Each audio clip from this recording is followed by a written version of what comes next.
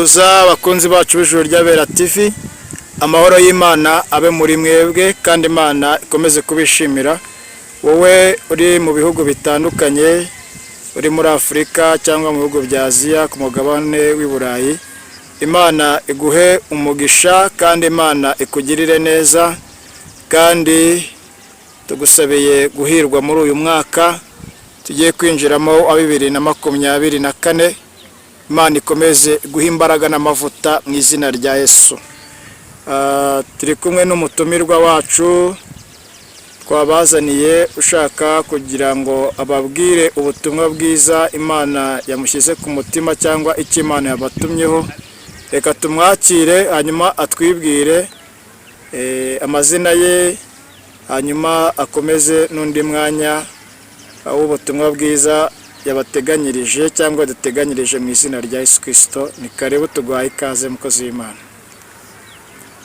Murakoze cyane, Imana ibaha umugisha. Amazina nitwa Alice Nyiransabimana, ndi umumama w'abana 2 n'umutware umwe. Yishimiye kubana namwe, ibindi Yesu aduhana umugisha.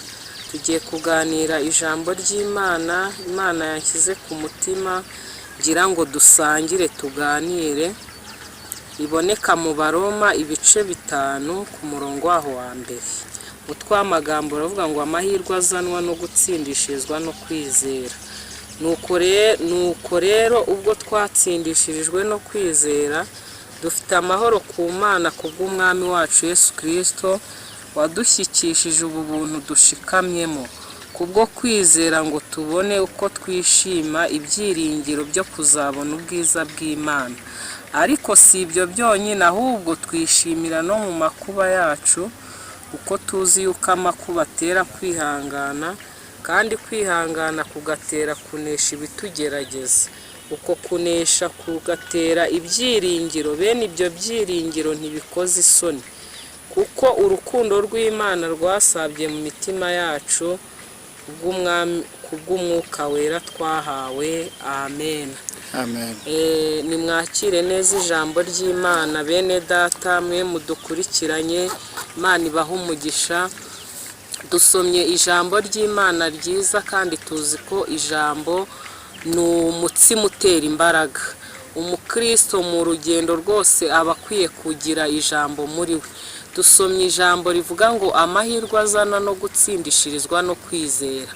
Iri jambo bene data narisomye riramfasha. Bivuze ngo umuntu ugira amahirwe ni umuntu wizeye Imana, kuko uwizeye ni nawe utsindishirizwa. Ariko ngo ayo mahirwe twabonye ngo ni amahirwe adutera gukomera mu byago, mu makuba, mu bitugerageza. Ngo kuko ngo bene ibyo byiringiro twahawe n'Imana ntago bijya bikoze isoni. Nshuti yanjye mwene data, reka nkubwire ngo niba warizeye Imana ukayiringira, nta soni uzagira. Nutumbira Yesu nta soni uzagira. Uhumure, ayo makuba yawe nagutera gukomera, nakwegereza Kristo. Ibyo bigerageza ufite, ako gahinda ufite, ayo madeni ufite, uwo mubabaro ufite, ibyo byose niwegera Kristo bizaguhindukirira kuvamo ishimwe. Ngo kuko bene ibyo byiringiro ntibikoze isoni.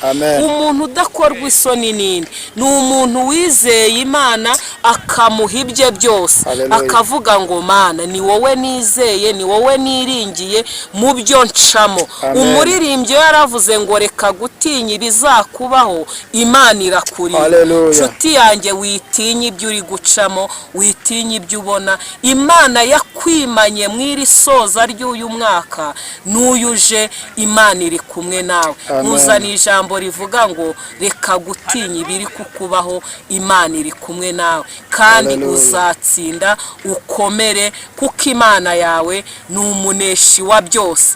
Ngo kubw'Umwuka wera twahawe. Haleluya. Uri muri twebwe, nguwo niwe utuma tutamwara, tudakorwa n'isoni. Imana ishimwe. Ukurikiranye, uri hanze, uri here hose, uri ku iyi si udukurikirana, humura, reka gutinya bizakubaho, Imana irakurinda. icyo nkubwiye kimwe gusa, izera Imana yiringira imbere ukure imfatiro zawe zose ku cyo wishingikirije uzishyire ku Mana, niyo yonyine izatuma udakorwa n'isoni.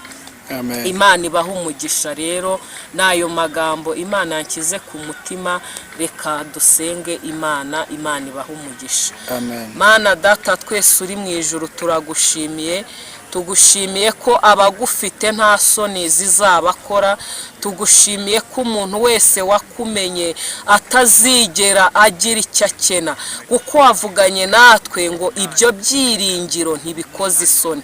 Mana abakwiringiye bose tugushimiye ko batazakorwa n'isoni, himbarizwa ibikomeye ukora, tugushimiye ko wabimanye uyu mwaka ukaba urangiye, tugushimiye ko n'uyu utangiye ugiye gutangira amahoro ku buzima bwacu.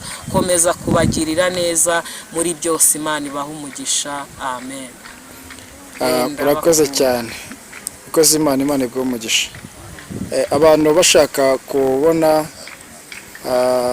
ubutumwa bwiza bwawe babusanga ku Ijuru ry'Abera TV, ariko by'umwihariko bakeneye kukuvugisha cyangwa kubaha inama cyangwa kubasengera, watanga nimero yawe ya telefone kugira ngo ababishoboye cyangwa abifuza kuba mwajya muvugana ukajya ubafasha mu buryo bwo gusenga. Ese byakunda? Byakunda nta kibazo, kuko gusenga nibwo buzima. Yego, kandi abizi ko ujya ufasha abantu benshi mu gusenga kandi bagiye babona igisubizo kivuye mu masengesho wagiye ubasengera, ndetse unabigisha no kuba bisengera ubwabo mu gihe abandi basengera abandi, ariko unabigishe kuba wakwigerera imbere y'Imana nabo. Ariko wowe icyo kintu cyurakigira, kubasengera no kubafasha uburyo, ukabereka uburyo bayisengera. Iyo mpano ndabizi nyikuziho. Ndagira ngo ubahe nimero yawe ya telefone bakubonaho kugira ngo ujye ubafasha gusengera ibyifuzo bitandukanye. 0781269089 0781269089. Twasengana ko twaherewe ubuntu tugomba gutangira ubundi. Kandi bene data, reka mbabwire, aho kugira ngo umuntu uhora umurobera ifi wamwigisha kuyirobera. Burya umuntu wese iyo yabashije kugera imbere y'Imana, Imana iramwumva. Nta kibazo rwose, wakenera ko dusenga twasenga. Imana iguha umugisha. Iyi nimero yawe iba kuri WhatsApp. Yego. Bakunzi bacu b'Ijuru ry'Abera TV, uyu ni umukozi w'Imana mwiza ndamubatuye. Uwashaka kumuvugisha yamwandikira, waba uri mu bihugu bitandukanye wamwandikira kuri WhatsApp, mukajya mubasha kuvugana no gusenga, kuko mu buryo bw'umwuka Imana irakora. Si ngombwa ko umuntu mubona n'amaso ku maso, ariko mu buryo bwo gusenga Imana ijya ibasha gukora, kuko cyane ko ibyo Imana ikora ibikorera mu buryo bw'umwuka, ntabwo ibikora mu buryo bw'umubiri. Tubisengera mu buryo bw'umwuka ariko bigafatika mu buryo bw'umubiri.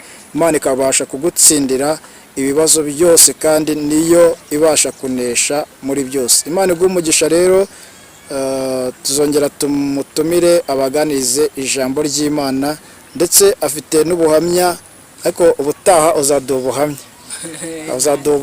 Hari Imana imaze iminsi ikora twagiye twumva ku buzima bwawe ndetse n'umuryango wawe. Tuzongera tugutumire ubisangize abakunzi bacu. Imana iguha umugisha. Amen. Urakoze cyane. Shalom.